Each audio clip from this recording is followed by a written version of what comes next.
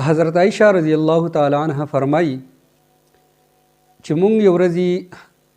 پیغمبر علیه السلام سره داسې ناسو په دې کې حضرت فاطمه رضی الله تعالی عنها زمونږ مجلس ته چې راغله پیغمبر علیه السلام چې دی نو هغه پاسېدو او وی چې خپل لور ته چې دی نو وی چې خوش آمدید مرحبا او حضرت فاطمه رضی الله تعالی عنها چې دی نو پیغمبر علیه السلام سره چې دی نو خواته کېناسته پیغمبر علیه السلام حضرت فاطمه رضی الله تعالی عنها سره داسې سرګوشي غونډه کې وکړله نو په هغې سرګوشۍ سره حضرت فاطمه رضی الله تعالی عنها هغې وجړله بیا چې دی نو پیغمبر علیه السلام دوباره د حضرت فاطمه رضی الله تعالی عنها سره چې دی نو دوباره سرګوشي وکړله او د هغې نه پس حضرت فاطمه رضی الله تعالی عنها چې دی وخاندله بیا پیغمبر علیه السلام چې کله وایي د دې مجلس نه پاسېدو نو حضرت عائشہ رضی الله تعالی عنها فرمایي چې ما د حضرت فاطمه رضی الله تعالی عنها نه تپوس وکړو چې ستا سره یو پیره پیغمبر علیه السلام داسې پټه خبره وکړله سرګوشي د سره وکړله او تا چې دی په هغې باندې وژړله خو لیکن پیغمبر علیه السلام چې دی نو ستا هغه خفګان ولیدو ستا هغه جړه ولیدل نو دوباره چې دی نو پیغمبر علیه السلام ستا سره داسې بله څه پټه خبره وکړله او د هغې نه پس چې دی نو تا وخاندله نو دا څه راز دی د دې باره کې تو ماته ووایه نو حضرت فاطمه رضی الله تعالی عنها حضرت عائشہ رضی الله تعالی عنها ته وویل چې دا د راز خبره ده او دا زه تا ته نشم ویلی بیا چې کله پیغمبر علیه السلام وفات شو نو حضرت عائشہ رضی الله تعالی عنها دوباره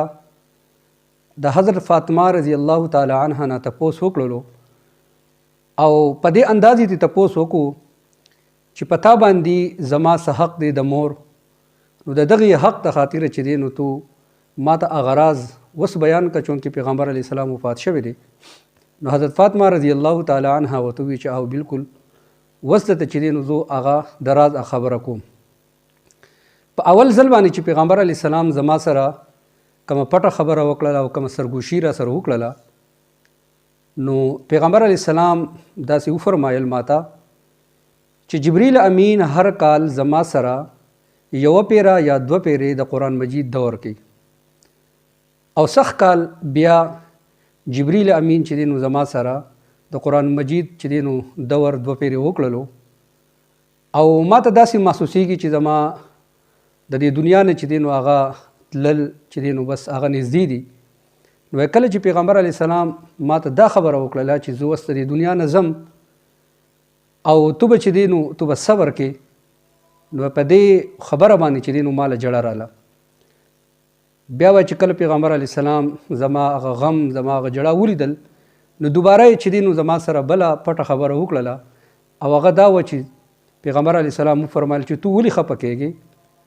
تو خو به د مؤمنینو د ښځو د مؤمناتو د ښځو سرداره به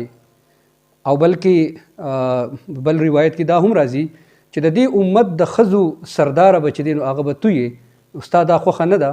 نو په دې خبره باندې چې دی ماله چې دی هغه خندا راله اصل کې د دې روایت یا د دې حدیث د بیانېدو مقصد او په دې کې چې زموږ دپاره د کم د سبق خبره ده هغه د راز خبره ده چې پیغمبر علیه السلام د حضرت فاطمه رضی الله تعالی عنها سره دغه دوه خبرې د راز کړي وي او حضرت فاطمه چې دی دا مناسب نه ګڼل چې خپل مور بی حضرت عائشہ رضی الله تعالی عنها ته دغه راز چې دی هغه ښکاره کړی وي حالانکه که هغه راز ښکاره کړی هم وي نو څه دونه داسې څه غټه خبره نه وه خو حضرت فاطمه چې دی هغه دا مناسب وګڼل چې دا زما او د پیغمبر په منځ کې د راز خبره ده